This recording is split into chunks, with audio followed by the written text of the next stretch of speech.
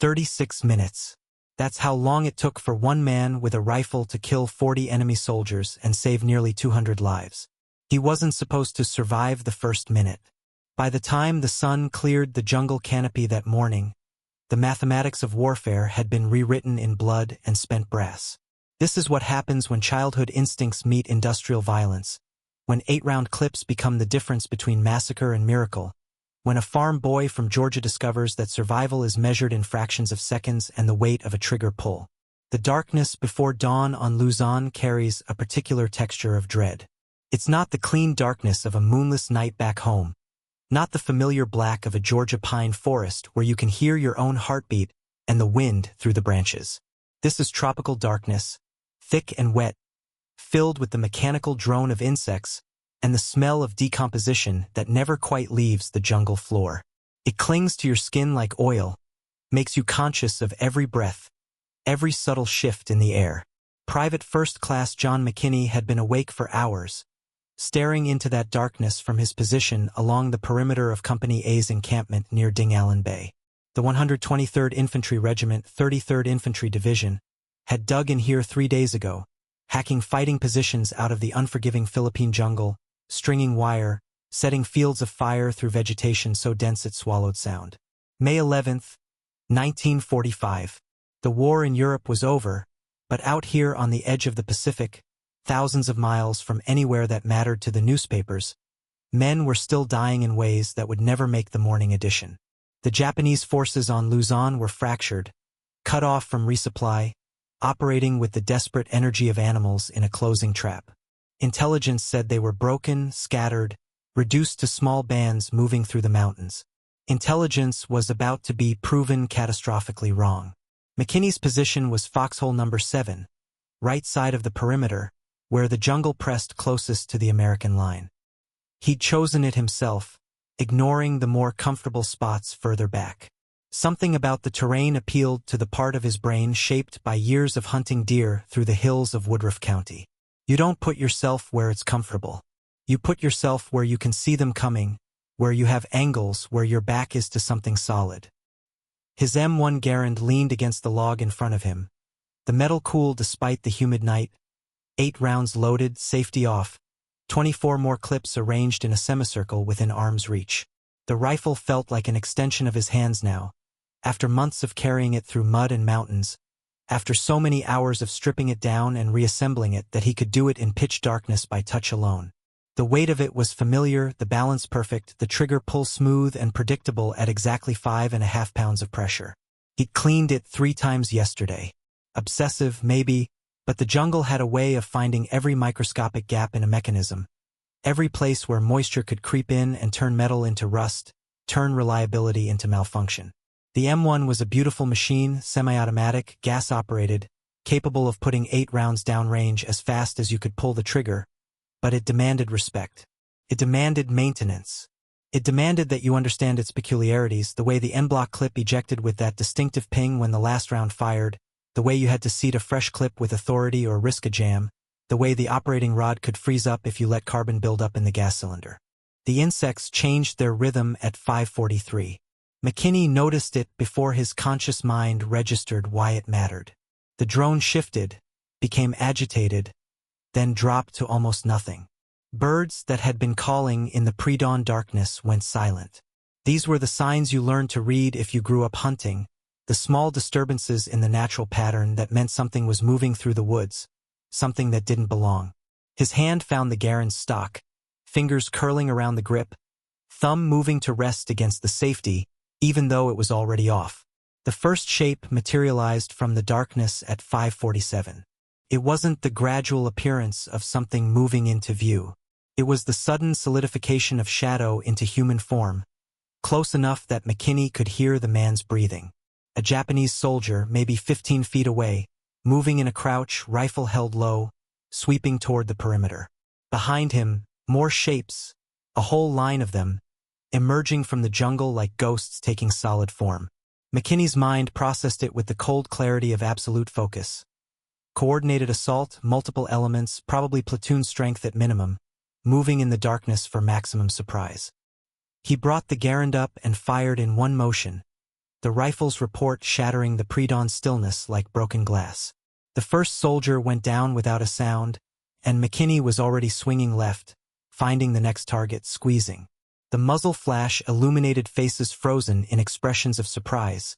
Soldiers who'd thought they had achieved complete tactical surprise now suddenly illuminated in strobe light fragments. The Garand barked twice more, and 2 more men fell.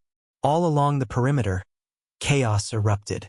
The Japanese had committed to the assault, were too close to pull back, and suddenly the jungle was alive with muzzle flashes and the distinctive crack of rifle fire and the screaming of men dying in the dark. McKinney fired the remaining 4 rounds in his clip, working left to right, each shot deliberate despite the speed, and the Garand gave its characteristic ping as the empty clip ejected. His hand was already moving, fingers finding a fresh clip by touch, thumbing it into the receiver with that firm downward pressure, feeling it lock home. The bolt slammed forward, chambering around, and he was firing again, tracking movement in the darkness, leading targets by instinct rather than sight. This was muscle memory now, the product of 1,000 hours on the range and a childhood spent learning to shoot rabbits on the run. You don't aim at where something is. You aim at where it's going to be when the bullet arrives. The Japanese kept coming. That was the terrifying thing, the detail that would stick in McKinney's memory for the rest of his life. They didn't fall back when the firing started. They surged forward, committed to the attack with the fatalistic determination of men who knew this was probably their last action regardless of the outcome. Some were screaming the traditional banzai charge that was supposed to overwhelm American positions with pure shock and aggression. Others came in silence, professional soldiers executing a tactical plan even as it collapsed around them. McKinney could see them now in the growing light, dozens of them, maybe more, a force far larger than a single platoon. This was company strength, possibly more, a coordinated assault designed to overrun the American position in the confusion of darkness. The soldier with the saber appeared from McKinney's right, sprinting across the broken ground with the blade raised high, close enough that McKinney could see the expression on his face. There was no time to bring the rifle around. McKinney pivoted, swinging the Garand like a club, 8 pounds of wood and steel connecting with the man's skull with a sound like a melon splitting. The soldier dropped and McKinney stumbled, caught himself, brought the rifle back up just as 3 more Japanese broke through the perimeter wire. He fired, worked the trigger, fired again, dropped 2 of them before the 3rd was on him. They went down together, rolling in the mud, the Japanese soldier clawing for McKinney's throat while McKinney tried to get the Garand between them. The rifle was too long, too unwieldy at this range, and for a moment McKinney was back in Woodruff County, wrestling with his brothers in the yard, using leverage and weight and the simple physics of close-quarters fighting. He got his knee up, drove it into the man's ribs, felt something crack, and shoved him off. The soldier rolled away and McKinney brought the Garand up and fired point blank, the muzzle flash scorching the air between them. No time to think about it. No time to process what he'd just done. More shapes in the darkness, more targets, and McKinney was moving, rolling to a new position, putting distance between himself and where his muzzle flashes had been. You don't stay still in a firefight. You become predictable, and predictable means dead. He found cover behind a fallen log, brought the rifle up, and started firing again. The clip pinged out and he reloaded, the motion so automatic now that he could do it while tracking the next target. Fingers finding the clip, seating it, bolt forward, firing. The machine gun opened up from the left, a Japanese Type 92. The distinctive slow chug of its fire cutting through the chaos. McKinney saw tracers walking toward the American positions, saw men dropping, saw the gun crew working with professional efficiency to pour fire into the defensive line. The machine gun was the key. Take out the machine gun or the perimeter collapses, and if the perimeter collapses, everyone dies. Simple arithmetic, the kind that doesn't require conscious thought when you're operating on instinct and adrenaline and the fundamental human desire to not die in a jungle on the other side of the world. McKinney sprinted toward the gun position, keeping low, using the terrain, firing the Garand as he moved. This wasn't textbook tactics. This was improvisation born of desperation, the kind of insane maneuver that works only because no one expects anyone to be crazy enough to try it. He covered 30 yards in the time it took the gun crew to realize he was coming, dropped the last 2 rounds into the gunner, and dove behind the gun itself as return fire ripped through the space he'd just occupied. The machine gun position was a hasty affair, sandbags and logs arranged in a rough semicircle. The Type 92 mounted on its tripod with a box of ammunition belts stacked beside it. 2 crew members were dead, slumped over the weapon. McKinney shoved them aside, grabbed the gun, and tried to swing it toward the Japanese positions. The weapon was alien in his hands, the controls unfamiliar, the mechanism different from anything American. He pulled the trigger and nothing happened. Wrong safety, wrong procedure, something. Rifle fire cracked past him and he abandoned the attempt, grabbed his Garand, and started firing from behind the sandbags. This was a good position, he realized. Better than his original foxhole. Higher ground, better fields of fire, enough cover to reload without exposing himself completely. The Japanese were pressing the attack all along the line now, and McKinney could see the full scope of the assault in the growing dawn light. 80, maybe 100 soldiers moving in organized waves using fire and maneuver professional infantry tactics. They'd positioned knee mortars in the tree line, and he could hear the distinctive thump crack of the launchers, see the explosions walking across the American positions. This wasn't a desperate banzai charge. This was a planned assault, executed with precision, designed to destroy Company A before they could react. But Company A was reacting, was fighting back with the stubborn ferocity of men who understood that surrender meant death and death might be preferable to what the Japanese would do to prisoners. The defensive line was holding, barely, sustained by individual acts of violence and courage in 1,000 small pockets of chaos. McKinney could see his squadmates firing from their positions, could see sergeants moving along the line, directing fire, pulling wounded men to cover. The mathematics of the situation were clear. The Japanese had numbers and momentum, but the Americans had prepared positions and the psychological advantage of fighting for their own ground. McKinney reloaded, his hands moving with mechanical precision. He'd lost count of how many clips he'd fired, how many rounds he'd sent downrange. The pile of spent brass at his feet was growing, the empty N-block clips scattered around him. His shoulder was starting to bruise from the Garand's recoil, that steady hammer of force every time the rifle fired. His ears were ringing, that high-pitched whine that meant his hearing was temporarily destroyed, would probably be permanently damaged if he survived this. His hands were steady though, and his breathing was controlled, and his mind was clear with the crystal focus that comes when death is measured in milliseconds and every decision matters.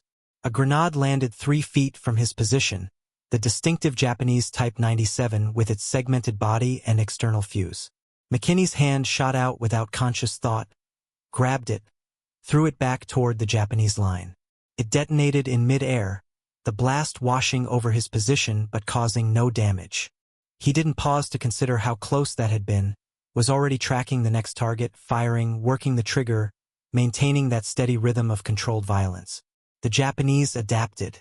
He could see it happening in real time, see their tactics shift as they realized the frontal assault was failing.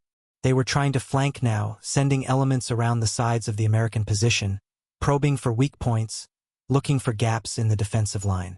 McKinney shifted his fire, targeting the flanking elements, dropping soldiers who thought they'd found a way through. The Garand's semi-automatic capability was crucial here, letting him engage multiple targets faster than any bolt-action rifle could manage, letting him sustain a rate of fire that made his position feel like it was defended by multiple men rather than one. A Japanese officer appeared in the tree line, sword drawn, shouting orders, trying to rally his men for another push. McKinney put the front sight on his chest and squeezed the trigger. The officer went down and the soldiers around him faltered, their command structure disrupted, their coordination broken. McKinney kept firing, methodical now, picking targets, eliminating threats in order of priority.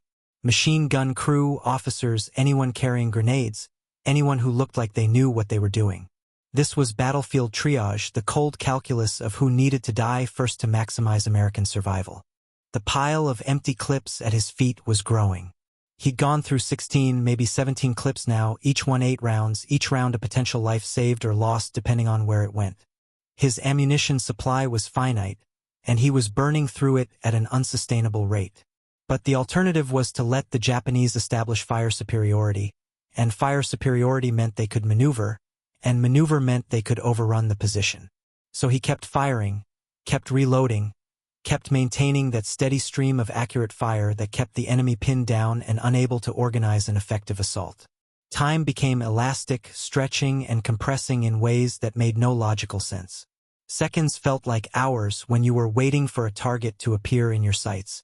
Hours compressed into seconds when you were reloading under fire, when your fingers fumbled with a clip and you knew that any delay might mean the difference between life and death. McKinney existed in a state of heightened awareness where his conscious mind had almost completely disengaged, where he was operating on pure instinct and muscle memory, his body executing actions his brain had drilled into it through endless repetition. The Japanese pulled back at 6:05, melting into the jungle as suddenly as they'd appeared. McKinney kept firing, kept engaging targets until there was nothing left to shoot at, and then his finger finally came off the trigger. The sudden silence was almost painful, his ears still ringing from the sustained gunfire, his breath coming in ragged gasps as the adrenaline started to ebb. He realized he was shaking, fine tremors running through his hands and arms, the physical aftermath of sustained combat stress. But they weren't done. McKinney could feel it, that same instinct that had warned him before the attack started. The Japanese were regrouping, reassessing, preparing for another push. They'd committed too much to this assault to simply withdraw. They would come again, and when they came, they'd be more organized, more focused, more dangerous. He checked his ammunition. 8 clips left, 64 rounds. Not enough if they maintained the same intensity of fire. He'd have to be more selective, more disciplined, make every shot count. The second wave hit at 6:12. This time they came with more coordination, more fire support, knee mortars pounding the American positions while riflemen advanced under covering fire. They'd learned from the first assault, were using proper infantry tactics now, fire and maneuver, suppression and assault. McKinney could see the squads moving, one element firing while another bounded forward, textbook tactics executed with professional precision. These weren't broken remnants of a defeated army. These were soldiers who knew their trade, who understood the mechanics of small unit combat. McKinney fired, but more carefully now, more selectively. He was counting rounds, rationing his ammunition, making sure each shot was necessary before he took it. A soldier breaking cover, running toward the American line. Squeeze. Down. Another soldier setting up a light machine gun. Squeeze. Down. A grenadier, arm cocked back to throw. Squeeze. Down. Each shot deliberate, each shot necessary, the Garand bucking against his shoulder with familiar authority. The Japanese were concentrating on the machine gun position now, recognizing it as a key terrain feature, trying to retake it or destroy it. Mortar rounds were landing close enough that McKinney could feel the concussion, could feel debris and dirt raining down on his position. He kept his head down, kept firing between explosions, kept maintaining that steady pressure that prevented the Japanese from organizing an effective assault on his position. A squad made it to within 10 yards before McKinney saw them, 5 soldiers moving in a coordinated rush, using dead ground to mask their approach. He swung the Garand right and started firing, working from right to left, dropping soldiers in sequence. The last man got close enough that McKinney could see his face clearly, could see the determination there, the acceptance of death, before the Garand's bullet punched through his chest and dropped him in the mud. Empty. The distinctive ping of the en-bloc clip ejecting. McKinney's hand moved automatically, reaching for the next clip, and found nothing. He looked down at his ammunition supply and realized with cold clarity that he'd just fired his last round from the machine gun position.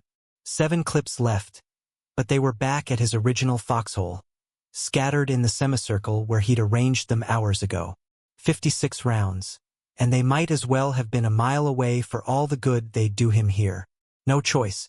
He grabbed the Garand, rolled out from behind the sandbags, and sprinted toward his original position.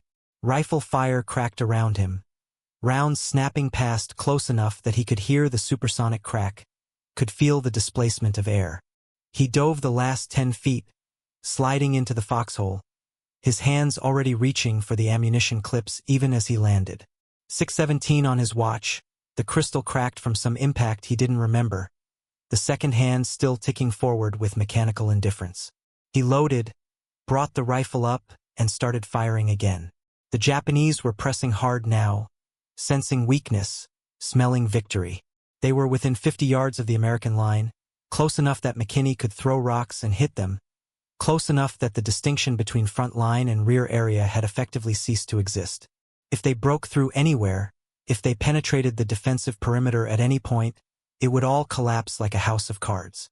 To his left, McKinney saw American soldiers abandoning their positions, falling back to a secondary line. The perimeter was compressing, contracting under pressure, and if it kept contracting there would be nowhere left to retreat to. He kept firing, kept engaging targets, trying to create enough threat on his sector to discourage the Japanese from pushing harder. For clips left, 32 rounds.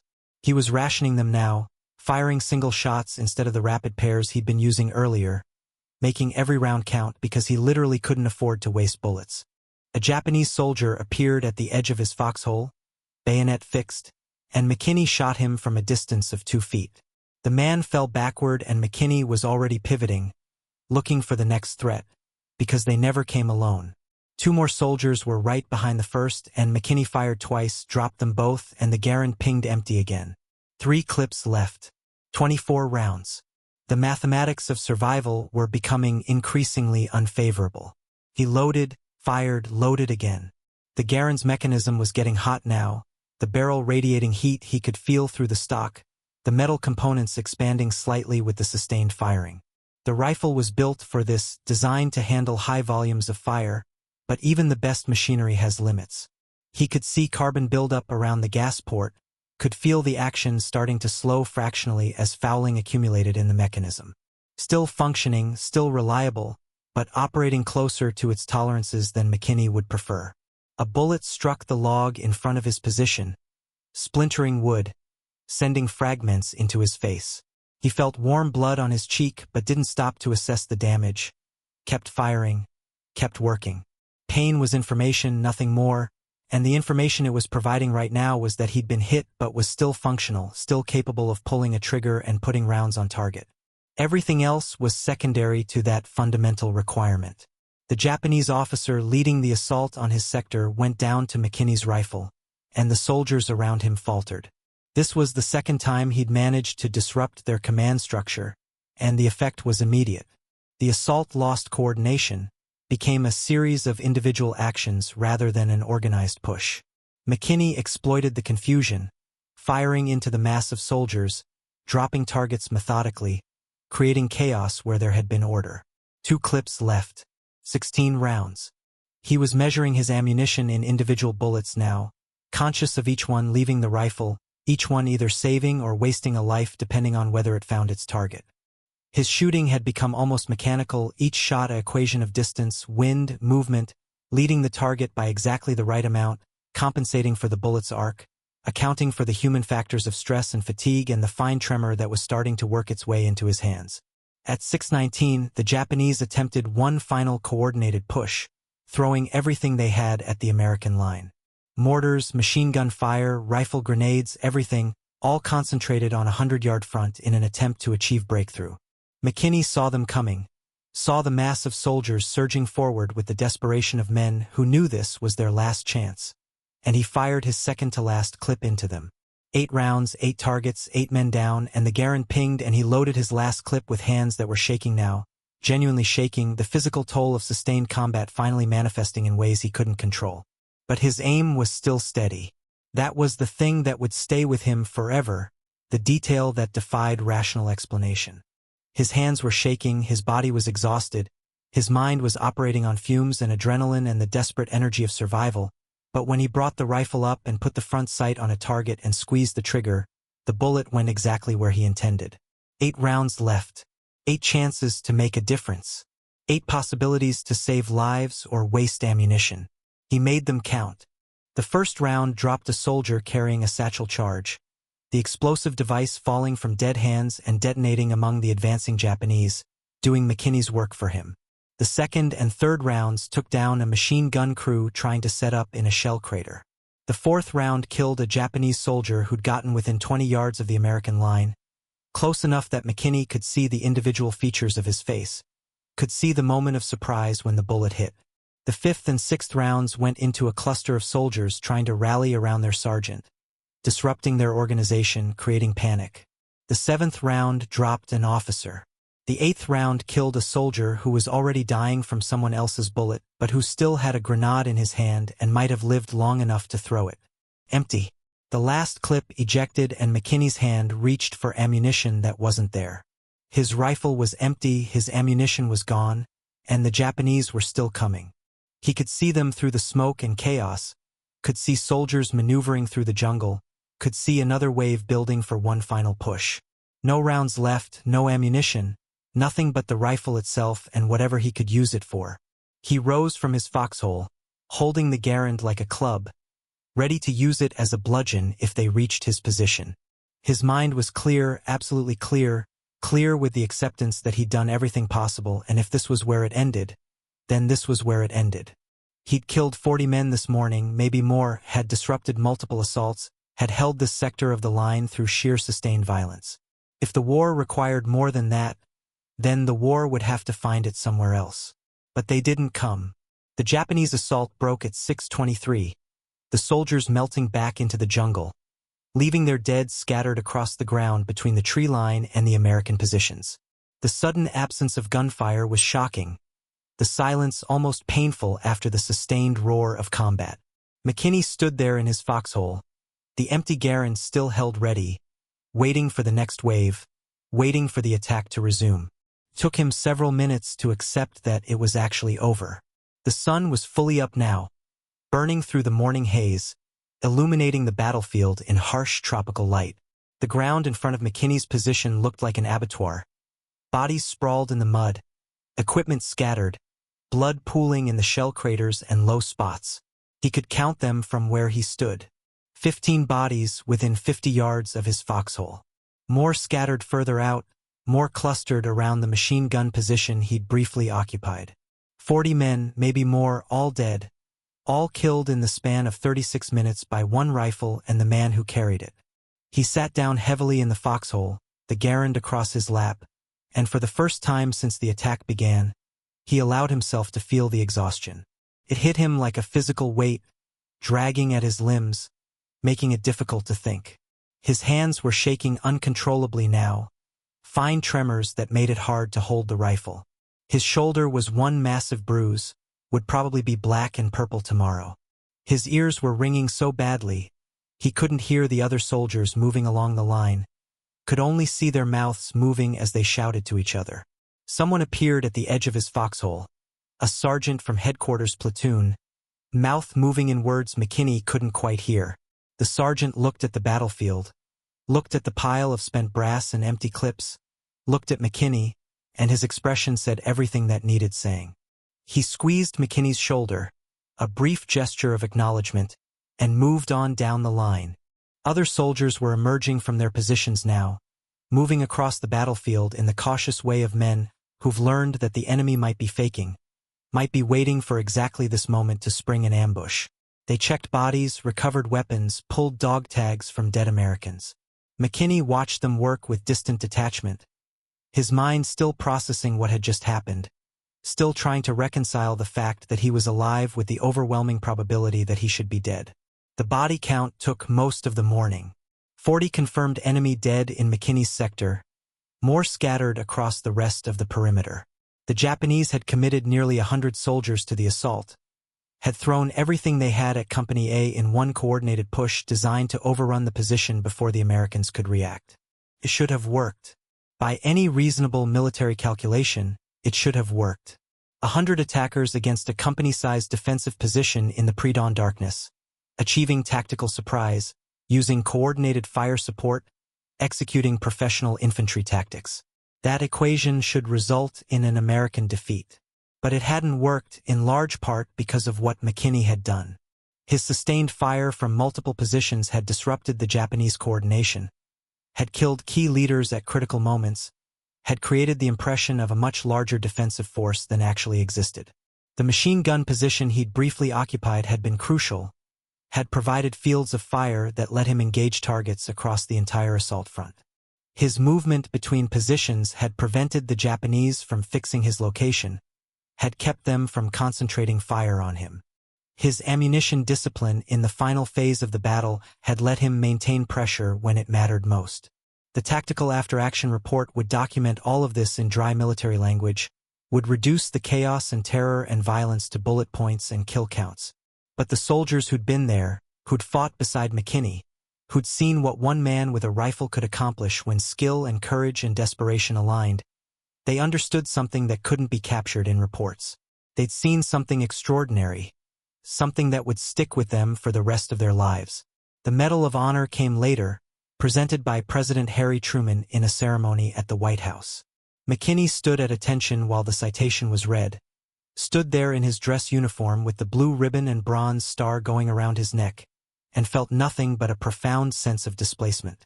The words they were saying, the valor they were describing, it felt like they were talking about someone else, some fictional hero from a war story. He'd just done what needed doing, had survived through a combination of skill and luck and the muscle memory built by a childhood spent hunting in the Georgia hills. The citation mentioned 40 confirmed kills. It mentioned the defense of the machine gun position. It mentioned repelling multiple waves of assault. It mentioned an estimated 190 American lives saved. The numbers were accurate but somehow inadequate, failing to capture the reality of what had happened in those 36 minutes. The compressed eternity of sustained combat where every second contained a dozen life-or-death decisions. After the ceremony, a reporter asked McKinney how he'd felt during the battle. McKinney stood there for a long moment, trying to find words for something that existed beyond language. How do you explain what it feels like to operate in a state of pure instinct, where conscious thought has been stripped away and all that remains is action and reaction? How do you describe the sensation of reloading a rifle while rounds are cracking past your head? The mechanical precision of fingers finding ammunition clips by touch while your eyes track the next target. How do you convey the weight of a rifle that saved your life 200 times in the span of half an hour? Finally he said, "I just wanted to go home." And that was true, was the most honest thing he could say.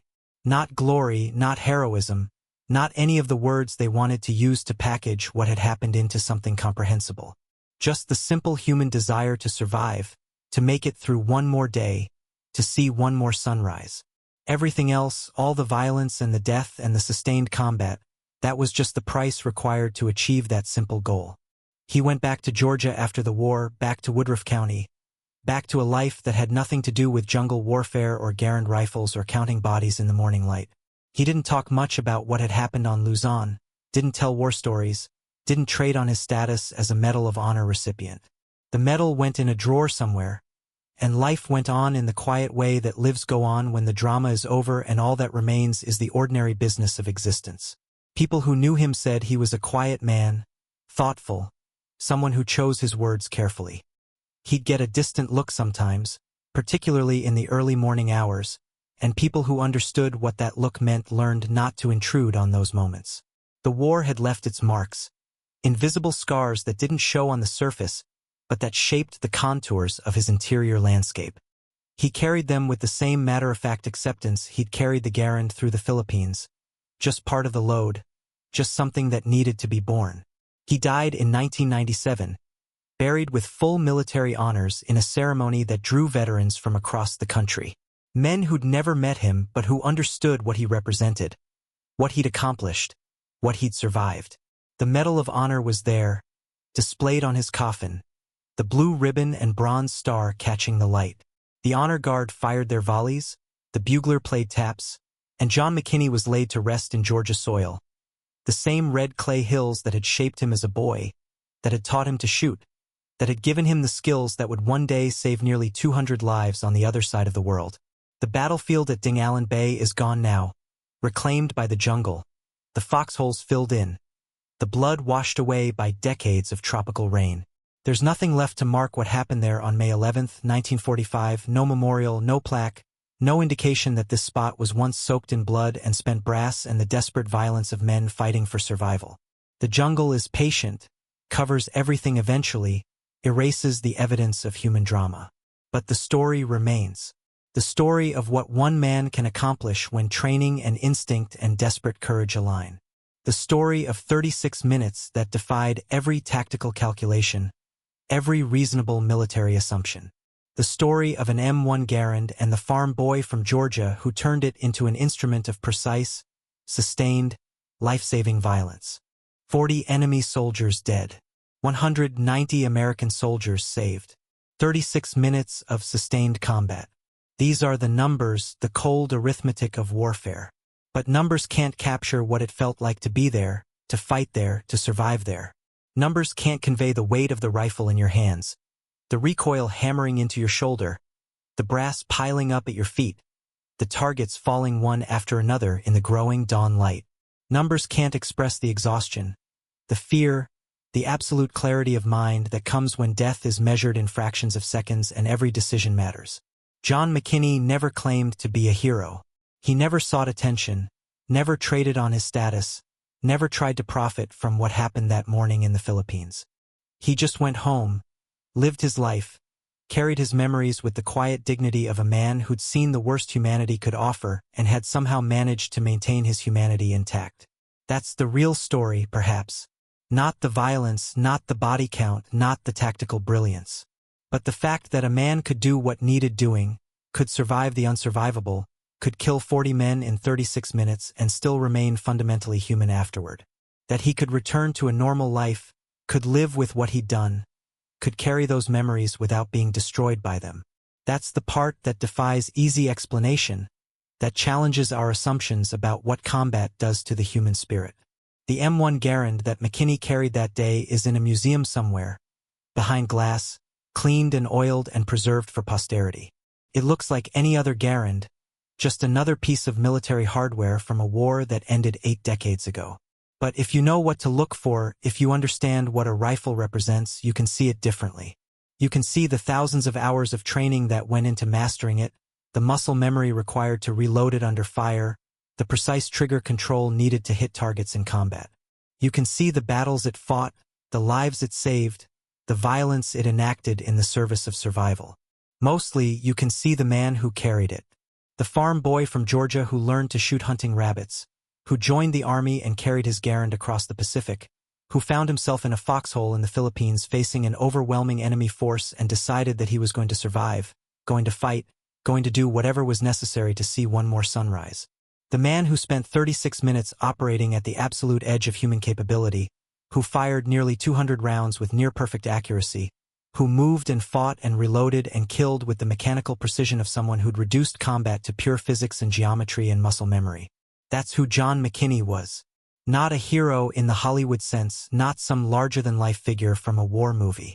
Just a soldier who did his job under impossible circumstances, who survived through skill and courage and dumb luck, who carried the weight of what he'd done with quiet dignity for the rest of his life. Just a man with a rifle, fighting for survival in a war that demanded everything and offered nothing but the possibility of living one more day. The sun rose over Dingalan Bay on May 11th, 1945, and found John McKinney still alive, still standing, surrounded by the evidence of what one man could accomplish when survival demanded perfection. 40 bodies scattered across the battlefield. 190 American soldiers who would live to see another day because of what he'd done. An empty rifle and a pile of spent brass and the profound exhaustion of someone who'd pushed beyond every limit and somehow found a way to keep going. That's the story. That's what happened in 36 minutes on a jungle battlefield that no longer exists, that's been reclaimed by the earth and forgotten by history. But the men who were there remembered. The soldiers who survived because of McKinney's sustained fire, who lived to return home, to have families, to build lives in peacetime, they remembered. And they passed the story on, kept it alive, ensured that what happened that morning wouldn't be entirely forgotten. Because some stories deserve to be remembered. Some acts of courage and skill and desperate survival deserve to be passed down, deserve to be studied and understood and respected. Not glorified, not transformed into propaganda, but simply remembered with accuracy and honesty. John McKinney's 36 minutes at Dingalan Bay is one of those stories. It's a story about what happens when human capability is pushed to its absolute limit, when training and instinct align perfectly, when one man with one rifle becomes the difference between massacre and survival. It's a story about warfare at its most fundamental level, stripped of ideology and politics and grand strategy, reduced to the simple equation of men fighting other men for the right to keep living. It's a story about an M1 Garand and the soldier who turned it into an extension of his will, who fired it with such sustained accuracy that he changed the tactical balance of an entire engagement. It's a story about the price of survival and the cost of victory and the weight of killing 40 men before breakfast. Most of all, it's a story about a quiet man from Georgia who did what needed doing and then spent the rest of his life trying to come to terms with what that meant, who carried the Medal of Honor in a drawer and the memories in his head and the scars in his soul, and who somehow managed to remain fundamentally decent despite everything he'd seen and done. That's the real accomplishment, perhaps.